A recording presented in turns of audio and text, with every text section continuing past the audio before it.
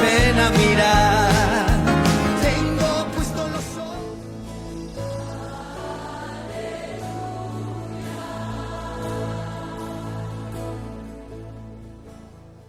Después de la resurrección de Lázaro. Si yo le pregunto a usted, ¿conozcamos al Hijo de Dios? Usted responde, después de la resurrección de Lázaro. Hoy le digo a usted, ¿conozcamos al Hijo de Dios? ¿Qué hay ahí? Como hemos venido muy despacio, ¿no? Compartiendo, y ya llevamos quizá un buen tiempo, y vamos como en camino ya, como en ruta a la cruz. Allá vamos, a la cruz, al Calvario, ¿no? Entonces, hay algunas cosas que es necesario verlas despacio.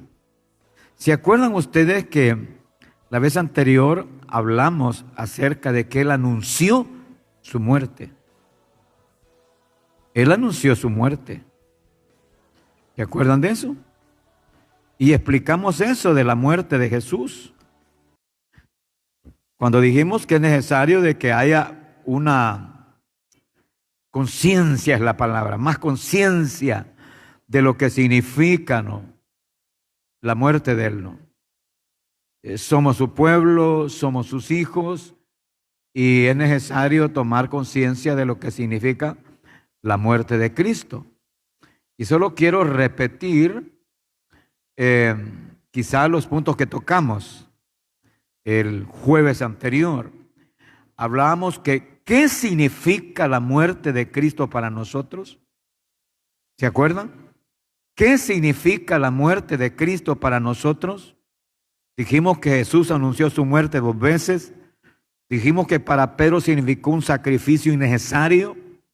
Dijimos que a los discípulos les provocó tristeza esta noticia, y dijimos que no entendieron el significado de este anuncio de la muerte de Cristo.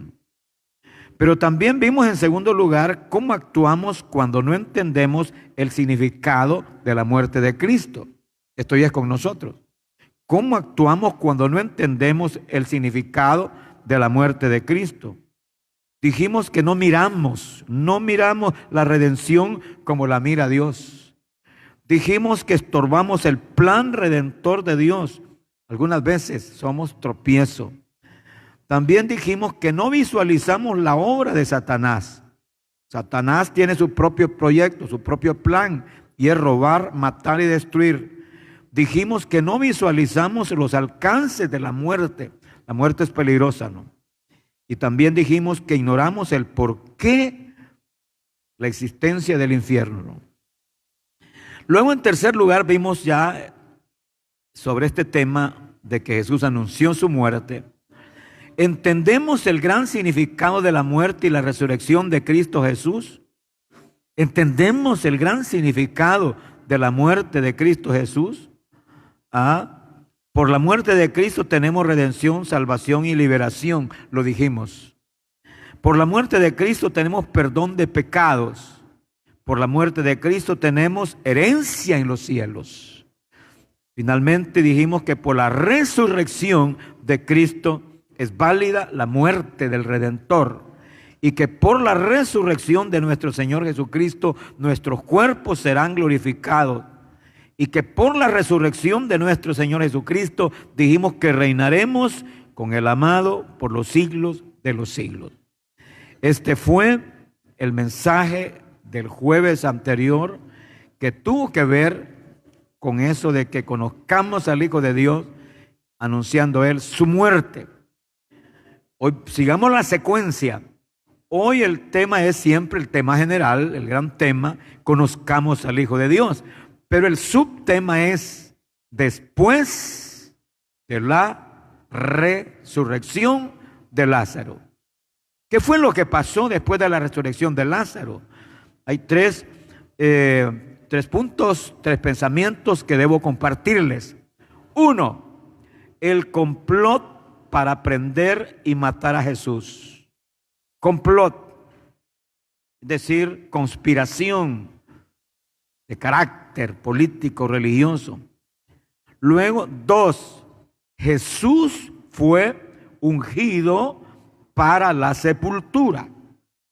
Eso vamos a verlo hoy. Jesús fue ungido para la sepultura. Y finalmente vamos a ver el complot para matar a Lázaro. Vamos a ver esto de la resurrección de Lázaro, ¿no? Después de la resurrección de Lázaro. Y mire, complot para matar a Lázaro. Estos que conspiraron, oiga, conspiración, complot, conspiración, primero contra Jesús y contra Lázaro, era un grupito de escribas, fariseos, sacerdotes, religiosos tremendos, ¿no? Quiero que vayamos a la Escritura y leamos ahí, por favor, hermanos amados, Evangelista Juan en el capítulo 11, versículo 43 y 44. Evangelista Juan, capítulo 11, versículo, cuando lo tenga me dice que estamos listos, aunque allá en la pantalla lo ponen. Dice el capítulo 11 de Juan. Cuando lo tenga me dice así, es el capítulo 11, versículo 43. Y habiendo dicho esto, Jesús dijo esto, clamó a gran voz, dijo: Lázaro, ven fuera. Y el que había muerto salió atada las manos y los pies con vendas y el rostro envuelto en un sudario. Jesús les dijo: desatadle y dejadle ir. Pero quiero que vea el versículo 45. Entonces muchos de los judíos, oiga, muchos de los judíos que habían venido para acompañar a María y vieron lo que hizo Jesús, creyeron en Cristo, creyeron en Él. Esos muchos judíos creyeron en Él al ver la resurrección de Lázaro. Pero algunos de ellos, de esos judíos que eran fariseos, eran religiosos, algunos de ellos fueron a los fariseos y les dijeron les dijeron lo que Jesús había hecho. Entonces los principales sacerdotes y los fariseos, ¿qué pasó con los principales sacerdotes y los fariseos? Reunieron al concilio y dijeron: ¿qué haremos? Porque este hombre hace muchas señales. Si le dejamos así, todos creerán en él. Mire qué terrible es el celo religioso, esa venda religiosa, la ceguera religiosa. Miren lo que dijeron: ¿qué haremos? Porque este hombre hace muchas señales. Si le dejamos así, todos creerán en él y vendrán los romanos y destruirán nuestro lugar santo y nuestra nación. Entonces Caifás, uno de ellos, sumo sacerdote, aquel año les dijo: vosotros no sabéis nada, ni pensáis que nos conviene que un hombre muera por el pueblo. Oiga eso, lo que dijo Caifás, que un hombre muera por el pueblo y no que toda la nación perezca. Esto no lo dijo por sí mismo, sino que como el sumo sacerdote aquel año profetizó que Jesús había de morir por la nación, y no solamente por la nación, sino también para congregar en uno a los hijos de Dios que estaban dispersos. Así que desde aquel día acordaron, ¿qué acordaron? Matarle. Quiero que oremos, porque una de las cosas que aspiro es que le pidamos a Dios que nosotros no vayamos a caer en ese espíritu farisaico. Ese espíritu farisaico, hay un celo diabólico, no es de Dios. Aprendamos. Padre nuestro, mi Padre celestial, te suplico en el nombre de Jesús, tu Hijo, mi Señor, que nos des palabra tuya de tu corazón a nuestro corazón. Enséñanos. Que tu Espíritu Santo nos abra los ojos y nos enseñe, mi Señor.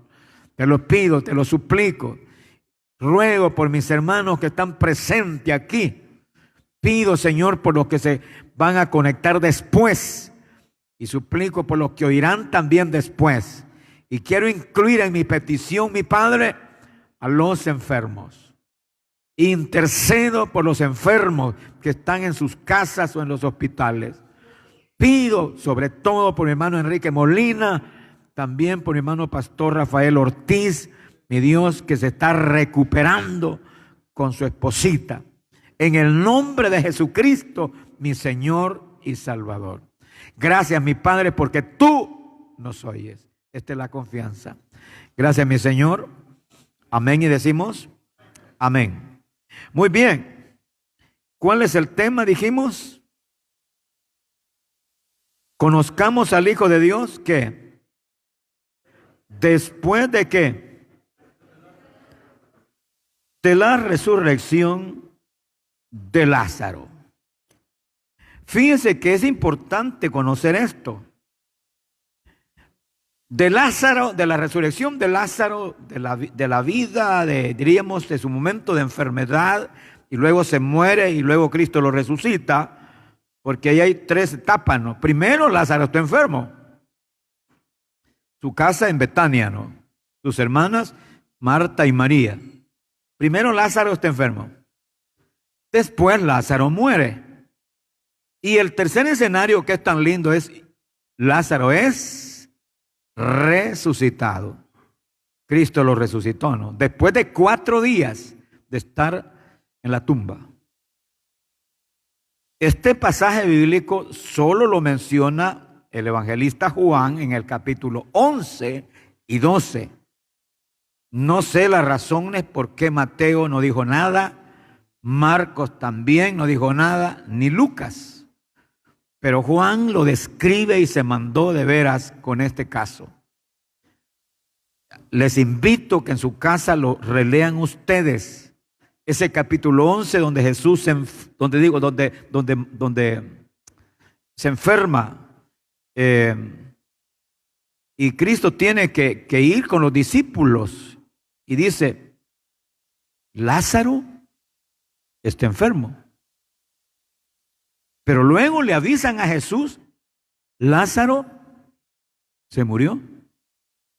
Y Jesús viene al hogar de Lázaro, donde se encuentra con sus hermanas, es decir, con las hermanas de Lázaro, María y Marta. Y ella le dicen una expresión que póngale atención.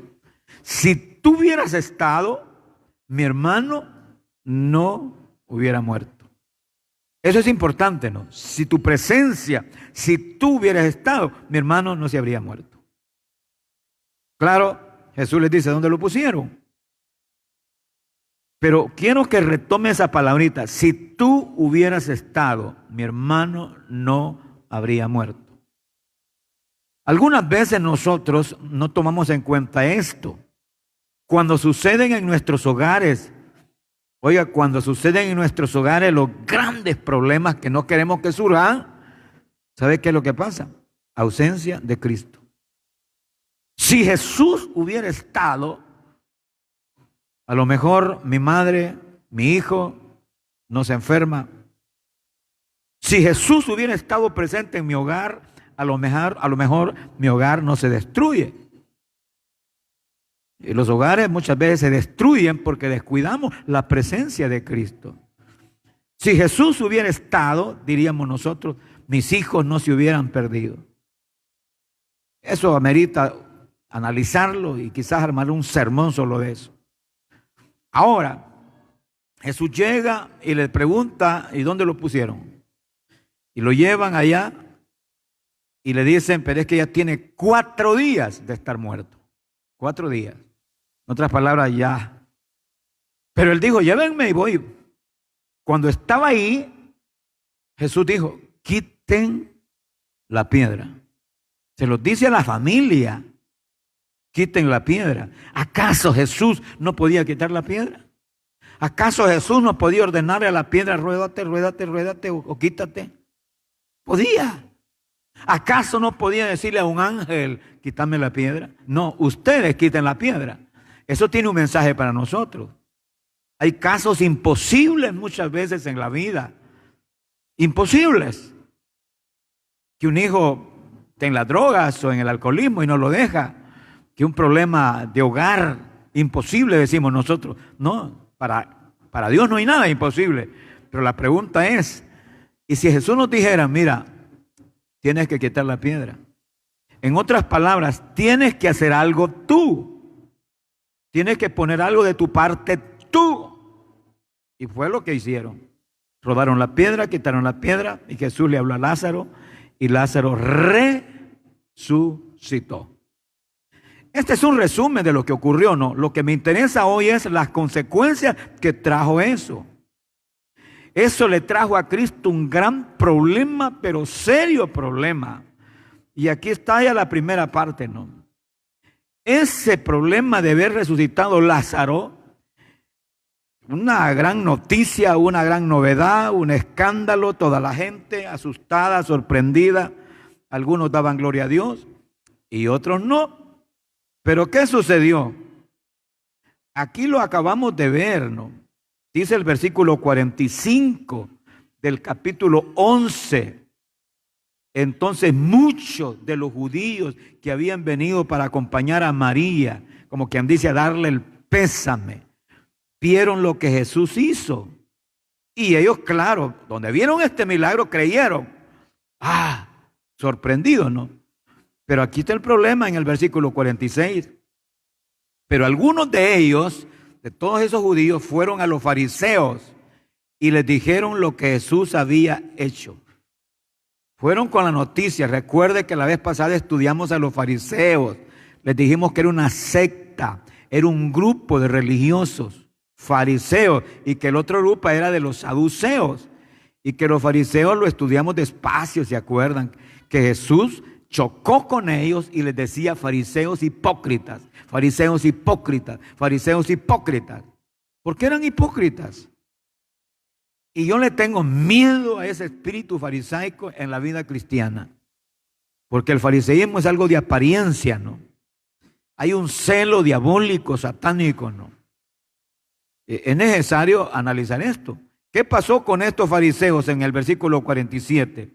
Entonces los principales sacerdotes y los fariseos reunieron el concilio y dijeron, ¿qué haremos? Porque este hombre hace muchas señales.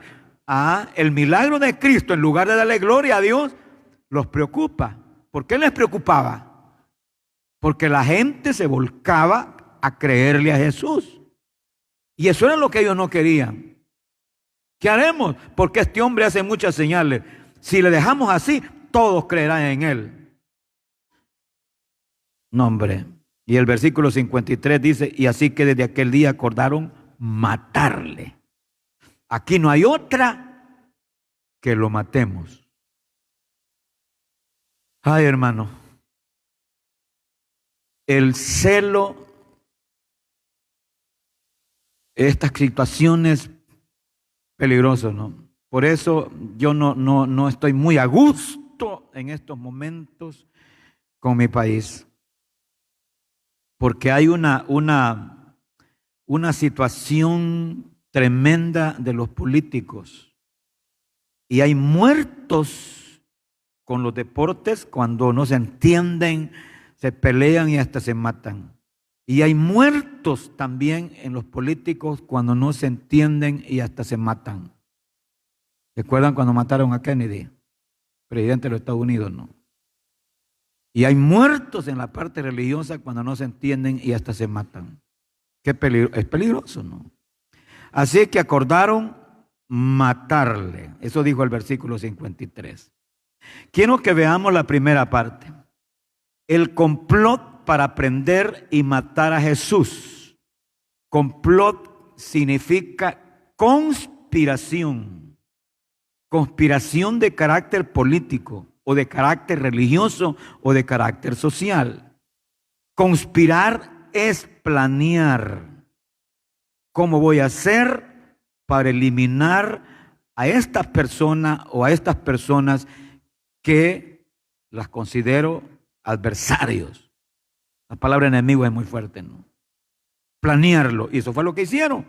Se reunieron los religiosos para decir, miren, este se está llevando a toda la gente, este está llevándose al pueblo para que le crean a él.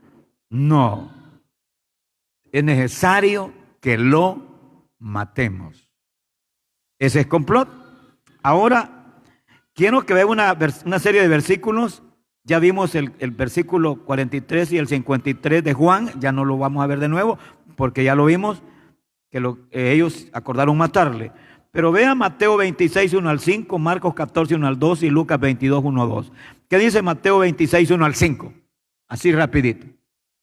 Cuando hubo acabado Jesús todas estas palabras, dijo a sus discípulos. Sigamos leyendo ahí.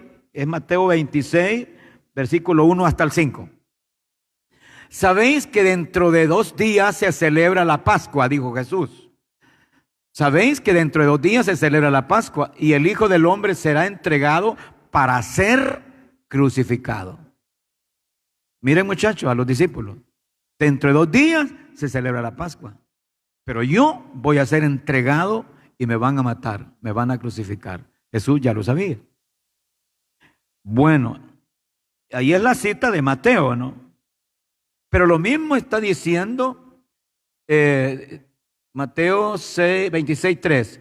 Entonces los principales sacerdotes, los escribas y los ancianos del pueblo se reunieron en el patio del sumo sacerdote llamado Caifás. Oiga, se reunieron ahí. ¿Qué más? Y tuvieron consejo para prender, para capturar, para prender con engaño a Jesús y matarle. Vea hasta dónde estaba la ceguera religiosa. Matarle.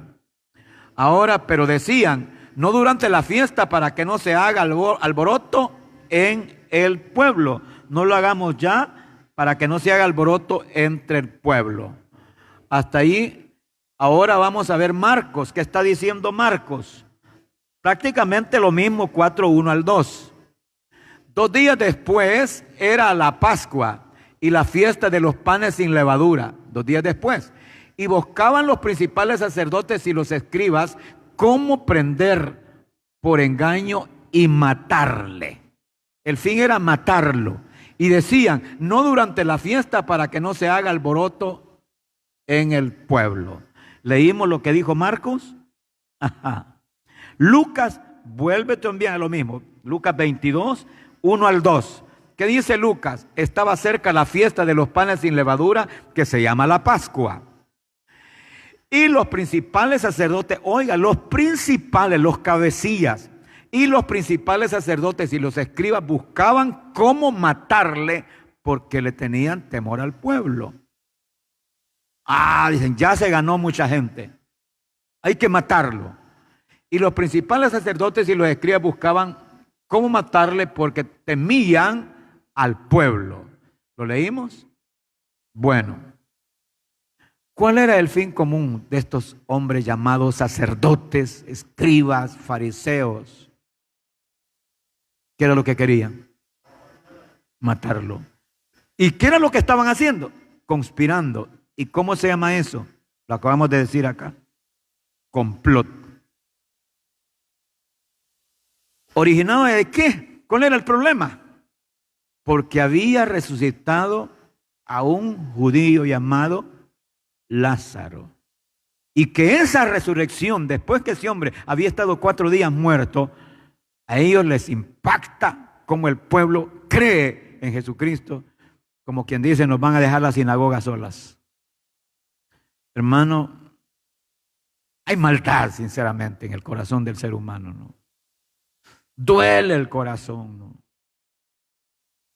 Así es, ¿no? Uno siempre tiene que, yo siempre les digo algunas veces, no repitas lo que oyes. No lo repitas ni en el campo religioso, ni en el campo político, ni aún en el campo social. Porque en el campo religioso muchas veces hablan mal de una iglesia, o hablan mal de un pastor, o hablan mal de un cristiano. No lo repitas. Y si es en el campo político, peor, no. No lo repitas. Porque eso afecta, ¿no? Yo últimamente no quiero escuchar todo eso, ¿no? Afecta. Ay, hombre, querían matar a Jesús. Al final lo lograron, ¿no? Pero después de esto, Jesús estaba consciente de que sí, ya lo había anunciado la vez anterior, ya les había dicho a los discípulos, ya Pedro le había dicho, mira, no es necesario que vayas a Jerusalén para que te maten. Ya los discípulos se habían puesto tristes. Pero ahora Jesús anuncia, mire qué lindo este cuadro, que una mujer iba a ungirle para prepararlo para la sepultura. Jesús es ungido para la sepultura. Esta es la segunda parte, ¿no? Jesús ungido para la sepultura. Mateo habla de esto, Marcos también y Juan. Curiosamente, Lucas no se mete en este caso, no sé por qué, pero estos tres evangelistas hablan de la mujer. Dice esta escritura, una mujer, dice Mateo. Una mujer, dice Mateo. También lo dice Marcos. Pero Juan dice María, la hermana de Lázaro, dice Juan. ¿Quién era esa mujer que ungió a Jesús con una fragancia, con un perfume tan rico de nardo puro? Una mujer, dice Mateo. Una mujer, dice Marcos. Pero Juan dice María, la hermana de Lázaro. Ahí están los versículos. Si usted quiere, los lee. Mateo 26, 6 al 7. También versículo 12. Marcos 4, 3 al 8. Y Juan 12, 1 al 3. Pero me interesa este desglose. La mujer. Una mujer, dice Mateo y Marcos. María, la hermana de Lázaro, dice Juan. ¿Qué dice Juan? 12, 1 al 3 y Juan 11, 2. Solo esas dos porciones nomás. Juan 12, 1 al 3 y Juan 11, 2. Véame ahí, por favor. 6 días antes de la Pascua vino Jesús a Betania. ¿Dónde sucedió eso? En Betania. Donde estaban Lázaro, el que había estado muerto. ¿Y a quién había resucitado de los muertos?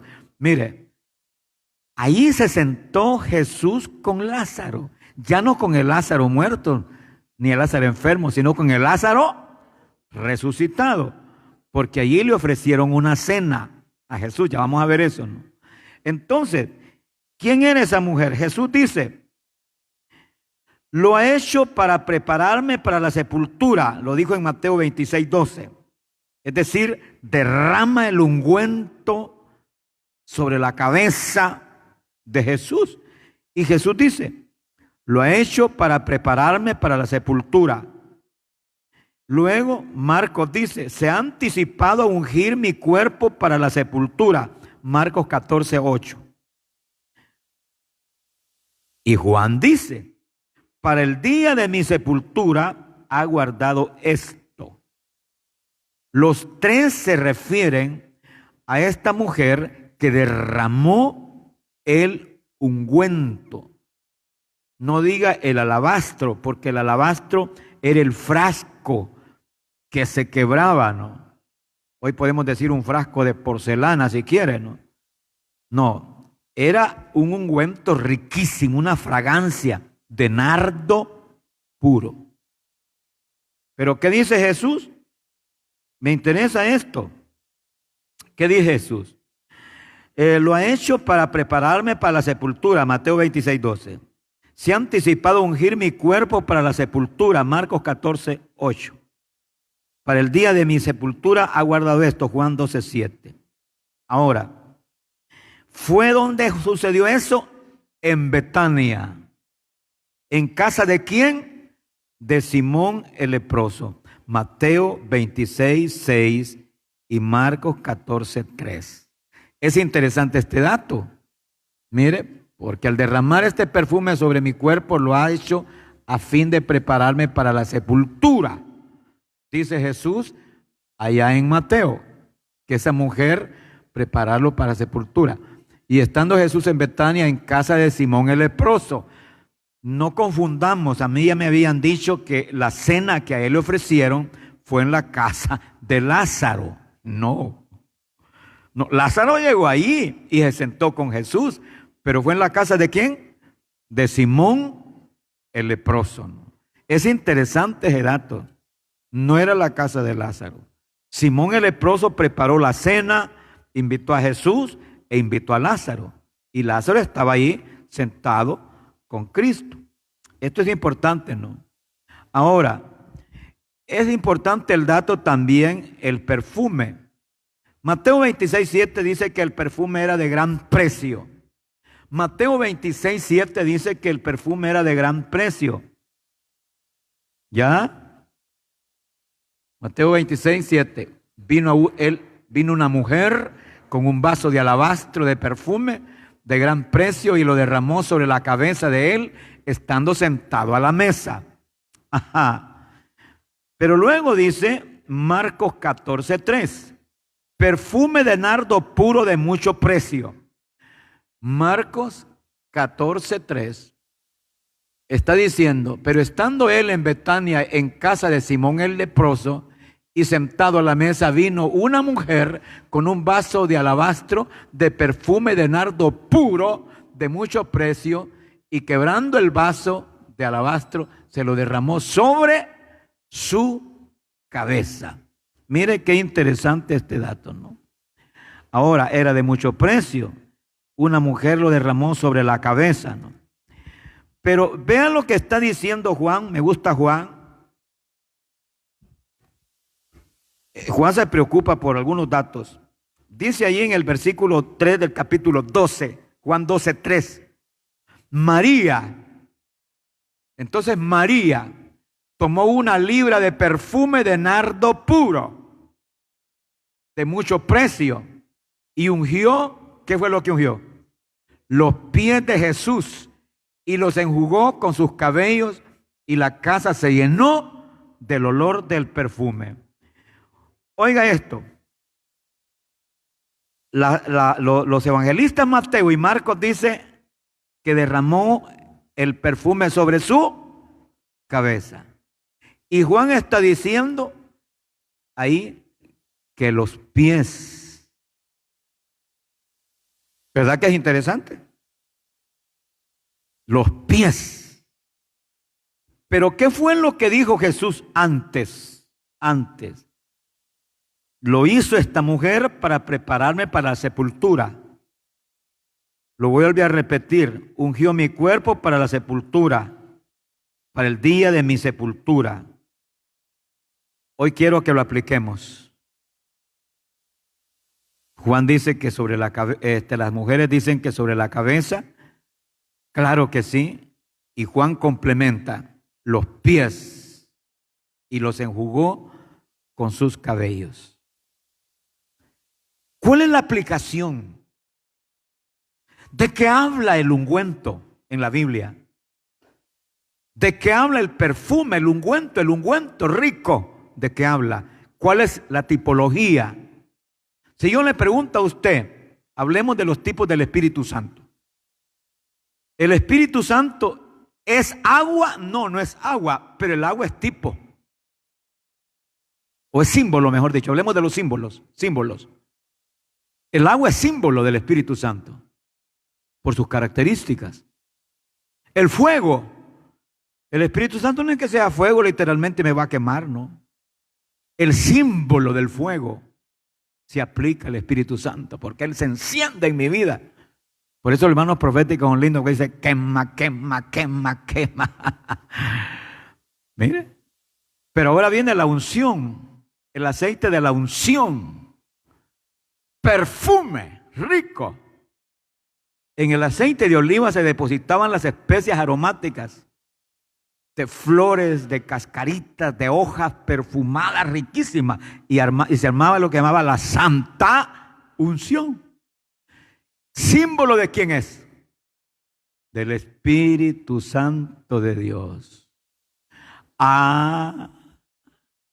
Jesús había sido ungido en el bautismo por el Espíritu Santo.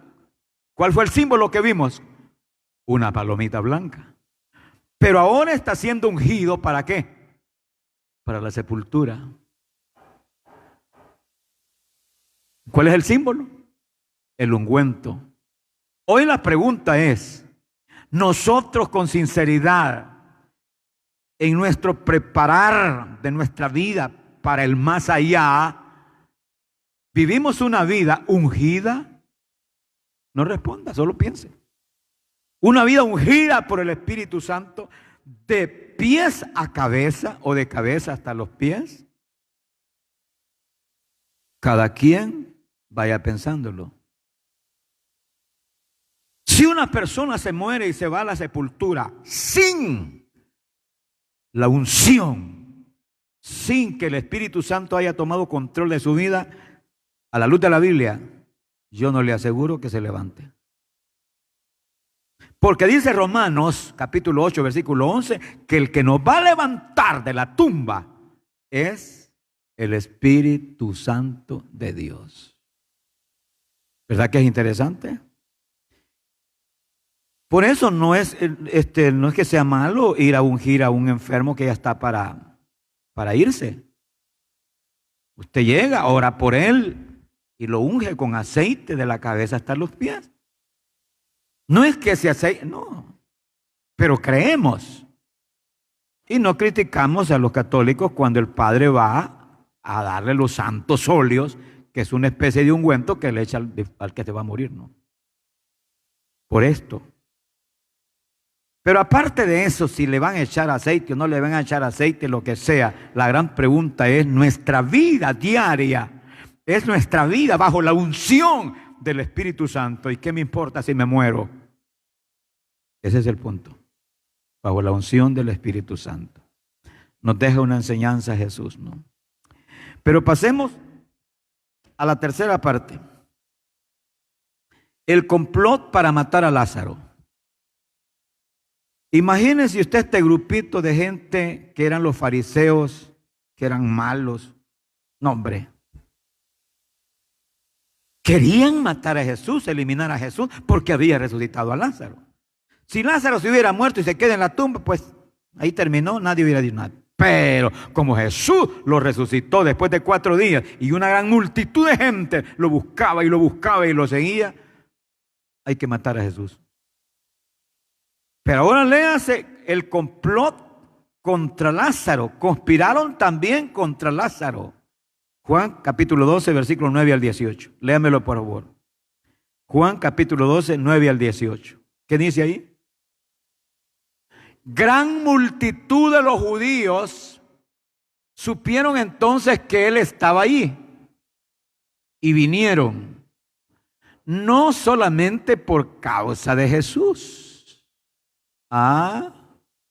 Oiga, no vinieron a esa reunión donde Cristo estaba reunido en la casa de Simón el leproso, no solo por ver a Jesús, sino sigue leyendo. Vinieron no solamente por causa de Jesús, sino también para ver a Lázaro. Para ver a Lázaro, a quien había resucitado de los muertos. Queremos ver. Siempre hay gente así, ¿no? Que bien salida, ¿no? Mirona, ¿no? Me acuerdo cuando yo estuve en un lugar de alta y me dijo mi jefe, te voy a comprobar que la gente me dice es bien embelequera, mirona.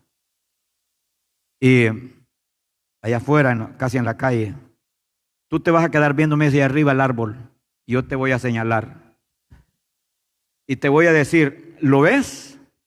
Y tú vas a contestar, no, no lo veo. No, es que allá está. No era nada, no, era algo. Mire, y comenzó, al rato llegó un señor, va. Ajá, digo, es que allí, digo él, allá, y comienza también. Mire, en pocos minutos, un montón de gente alrededor, mirando nada.